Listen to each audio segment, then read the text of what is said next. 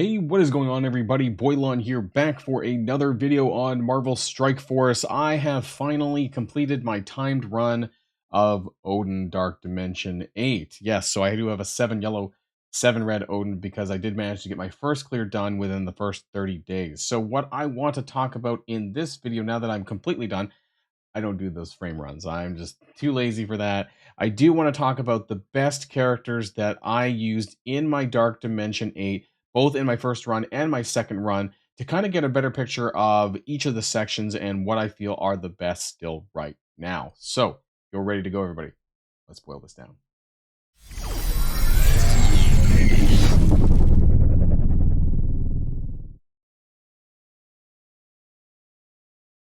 Okay, so let's start things off easy. So, actually, we're not even going to talk about the unrestricted nodes. They're so easy in Dark Dimension 8, you could probably chuck whatever, but you're probably going to want to build up your city heroes first as far as applying your purple ISO. Now, things are going to get easier pretty soon because purple ISO is going to be made available through Battle World, right? So, those elite missions. And I honestly, I think that the crystals are going to be made available weekly at least through your contribution to Battle World and the payout in the store, that kind of stuff. Talked about Battle World a little bit already this week. And obviously, the best characters for City Hero is still going to be your Spider Society. So there's absolutely no reason that you shouldn't take them into Dark Dimension 8. Not to mention that they're just amazing in Dark Dimension 7 as well, for those who might be simultaneously building. But you're also going to need them for Battle World as well. So there's absolutely no reason not to build these guys to the moon, and you're going to be using them in Orcus Raid. Now, you might be wondering, are any of the Night Stalker characters worth taking in, I suppose, as a replacement? If you're going to replace anyone, honestly, I don't think there is, because they all serve their own purpose in that section. Even Spider-Man Noir honestly helped clear some taunts off of the Orcus enemies, the Sentinels, and some other characters that I had to go up against. And so they were actually really, really good. Now, you don't need to G19 them like I have with my main account here, but you could take them into like G18, 95, something like that. That's fine too. Because they're still great, but they are getting a little bit older, so I wouldn't necessarily put G19 on them. If you're looking for characters for Dark Dimension 7, then you might consider it something like Blade, right? Who is a newer character. But I think I have talked to people who have taken in Blade into the city section alongside their Spider Society, and they said that because of his lack of synergy, he actually didn't survive that well. So he is pretty squishy. So I would just go for the full 5 for City Hero and call it a day. It is super easy. It's not going to take you very long, and you very well could one-shot it depending on your RNG and your ability to, or your desire to reset if things go bad. So City Hero is still pretty easy. Let's move on. And next comes City Villain. And I have to just say right away that this has been a bit of an annoying spot for my alt account, because my alt account kind of started and started getting a higher level when Sinister Six, while still a great team, it wasn't very new or fresh anymore. And so I didn't spend a lot of time outside of Green Goblin and Doc Ock on that account. And so this one has been difficult for my alt to bring up because really, I mean, I'm using Hive Mind on my alt account for raiding an Orcus, and that's maybe the direct. There's two directions you can go, right? You can go Sinister Six, Superior Six, or Hive Mind, and then 2 additional characters. So there's only 3 Hive Mind characters that you can use that are villain, which is going to be Red Goblin, Carnage, and Venom. Now, I decided to go the Superior Sinister Six route, so I went Red Goblin, though I did use standalone actually. A Lizard, Craven, Mysterio, and Vulture. Oh, he was up here. Yeah, sorry, I missed him. Vulture, Craven, Mysterio, Lizard, and Red Goblin. Those were my 5 characters. The reason why I do really like Red Goblin, he's the main damage dealer for the Hive Mind team, so his damage stats pretty good. But also, he does do some healing to all characters. He can clear negative effects from all allies. He can heal all allies. That's great. Some of the stuff doesn't apply to everyone, but he's got great debuffs. His ultimate is on a cooldown of 4, and he does do slow, 2 turns of slow AoE, which is great. Some insane damage, actually. So lots of great stuff on this character. It's unavoidable. Really great attacks on Red Goblin, so he's definitely worth building for sure. And then the other characters, it's really up to you. The problem is that I don't really see any city villain characters coming on the horizon. at least until January onwards. So unfortunately, this is it. You know, you either have to take Sinister Six characters or you have to take hive mind characters. And I think that to maximize the value for, say, players who are not as bulky on their TCP as I am, I would probably go with the three hive mind plus two Sinister Six characters. Whatever that happens to be for you, you know, Craven, Lizard, or Vulture. I think some of these the Sinister Six characters become a bit of a problem when you don't have Superior Six. So Vulture doesn't get the drain unless you have two other Superior Six, and same with Mysterio. A lot of his stuff doesn't function either. So maybe something like Craven or Lizard. Not a big fan of Spider Slayer, but that's just me. I still haven't built them up completely. So that's City Villain. And now we get to the global hero, and I think that this is where things get a little bit interesting. So I actually kind of regret a few things that I did. Well, more like one thing that I did, and that was because I leveled up Hank, or not level up Hank Pym. I gave him purple 3 first. And so what I did is I decided, you know, based on my knowledge of Dark Dimension 7 and doing global there, I decided to go with the 4 Extreme X-Men. So Sunspot, Forge, Nightcrawler, and Gambit. I decided to go with that, and then I was on the fence about my 5th character. Some people have done Black Knight, which I heard was okay, but then he ended up dying. He died pretty easily, and then there's nothing you can do with that. And then I took in Hank Pym because of his hero synergy. I thought that that was actually going to be pretty good, and I found that Hank Pym, even though my Hank Pym's pretty big, and I think I had him at G19 when I was running DD8. He didn't really survive much beyond like 2 turns. Maybe that? And so the amount of stuff that he got off that like benefited the wider team was very limited, and I was actually really disappointed. The probably the best thing that happened was maybe occasionally when I got the alt, I could chuck that out for like some 2 turns of slow. But you're going up against a lot of Orcus enemies, and a lot of times they either flip their debuffs or they have immunity, so the stuff can't land, or have safeguard because of the sentinel spamming. And so what I found actually to be the best on my second run was actually Cyclops, believe it or not. Now, this might not work for everyone. If you didn't build into him before, you know, but if you have at least a 90, 95 Cyclops, I would probably take him. You know, you don't have to necessarily take him to level 100, but you could kind of leave him at G18. I think G18 is pretty easy to get now as far as gear goes. Like, it's not that challenging to do anymore with the amount of stuff they're chucking at us. And you don't have to have all the T4s either, like I do. But he does survive a lot better, and he does have synergy with the Extreme X-Men, right? Naturally. The only other character that I could see beyond that would be Emma Frost X-Men, but she's not due for, I don't know, like a month maybe, like 4 weeks, that kind of thing.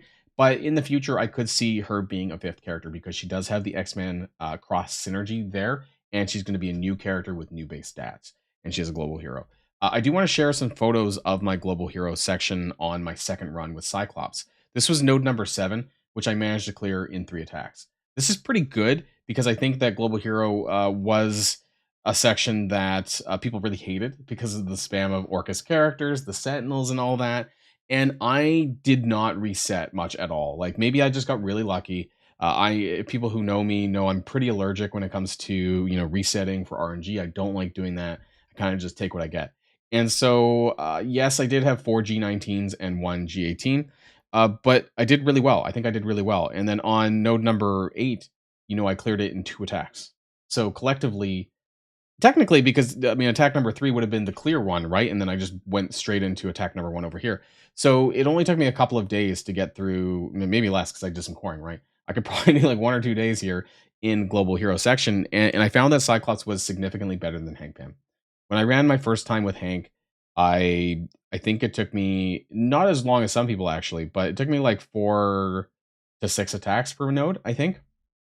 But it was a significant improvement with Cyclops. That being said, Hank is Illuminati. You're going to need Hank for Shadow King. So I do give way that Hank is a better character that you're going to need to upgrade. And so therefore, you'll get more longer term value out of Hank. It is going to be slower. So again, I wouldn't build up Cyclops from scratch, but if you have him available, I would just chuck the purple ISO on him personally, because you're going to have a lot easier of time. Other than that, I don't think there's really any good options.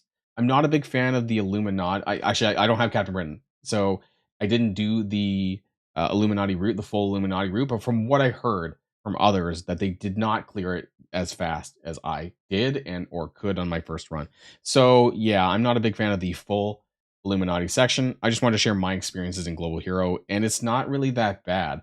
It is actually the quote unquote worst section of Dark Dimension 7, but sorry, Dark Dimension 8. Of course, we're on a Dark Dimension 8 video, but it wasn't actually that bad. So just my experiences there with Global Hero. And fourth up, we have Global Villain. Now, this one I did my first run with Lady Deathstrike, Scientist Supreme, Apocalypse, uh, Sentinel, actually, and Agatha. So I did a three-piece Orcus with Apocalypse and Agatha. And actually, you know what? I found Agatha really good, even though there was absolutely no synergy with the rest of the team. Because her base stats is just so bonkers. If you have her built up and you have any diamonds on her, like she's just hitting really hard. And the nodes themselves are not that difficult. I think I like one or two shot. The majority of the section, the global villain is pretty easy. On my second run, I brought in Nimrod. My Nimrod is G18. I do have the unique piece in there though, and only 4/4, about 560k. So I used Nimrod to replace Agatha, and then I think I maybe died once when I was in Global Villain, and then I just put Agatha back in so I didn't have to core as many characters because I had 6 at that point. But I did not go the Cabal route like some people did, and I heard that that was worse. I think because you want to, most free to play players would be better suited to make sure that you're kind of min maxing, you're kind of double dipping rather, I meant to say, with your raid characters. Because I think in the future, I still think in Orcus 2, especially now with Battle World around the corner, and we're going to be getting more purple ISO, that they're going to put the raids on purple 2, maybe purple 3.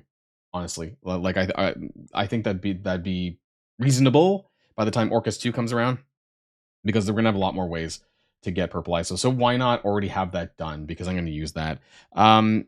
Cabal, I don't know much about it, but I know that it does take longer than what it took me.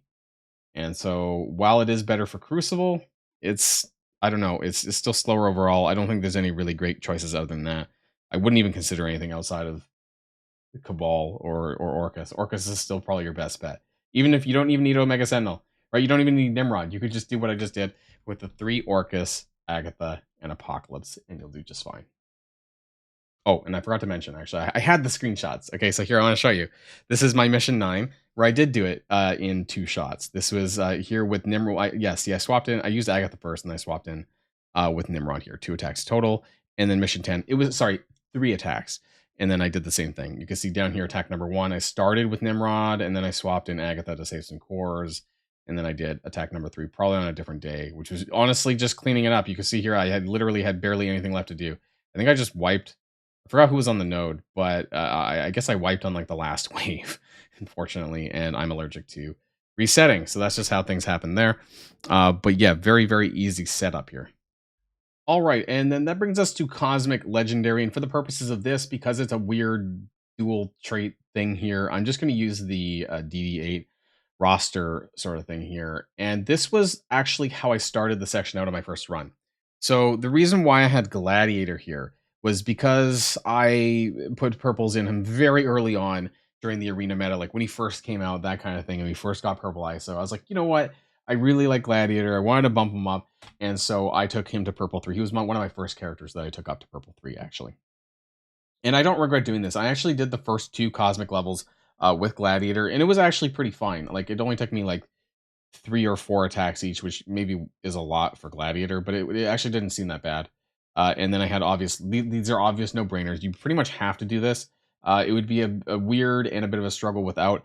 I think that you could probably do. I don't think it's mandatory to have Mephisto to clear this, and I think very well some people will do this without Mephisto, and they'll get Odin before Mephisto. But anyways, this is largely the makeup that you would do. However, you could take Gladiator out. You definitely need Super Skrull. You want to have Super Skrull. The problem here is, though, of course, there isn't 2 heroes and 2 villains in this makeup. So, a lot of people do take Vol, right? And so that's a little brings the team up to 2 heroes and 2 villains. and that's fine for the purposes of Super Skrull's abilities and his kit and stuff like that. I also do think that it's perfectly okay to upgrade Vol still, both for Dark Dimension 7 and Dark Dimension 8. Vol's a MSF original character, and I have no doubts that Vol is going to get a rework in the future, just like Kestrel and a Deathpool did. So that's something to consider as well. It might not be immediate, but Vol is by no means like a character that's dead in the water. So I didn't feel too bad about this. Other alternatives, honestly, it's not really great, right? Like I don't there are other characters that you can build, but it just doesn't fill the same role that you kind of want to have for Dark Dimension. And then obviously once you clear this, I believe I actually took Vol out and put in Odin because Old Man Logan was better, but then it still fulfilled the two hero, two villain requirement on my second run when I put Odin back in there, and I just breezed through it and it wasn't really that big of a deal.